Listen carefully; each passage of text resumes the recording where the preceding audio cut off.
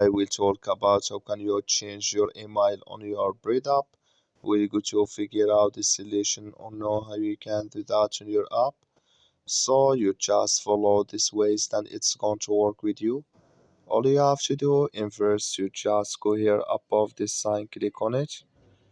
So then it's going to show for you a list like this. Then all you have to do next, you just click on settings here, just click on it. So then it's going to take you to next step here. It's going to show for you like this. Then all you have to do next, you just come here to email.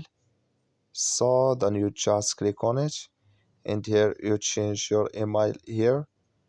So when you change your email, you go above save, click on it, and it's going to save with you. So that's all you have to do. That's all. I wish you a great thank you for watching. Don't forget to support us by liking and subscribe.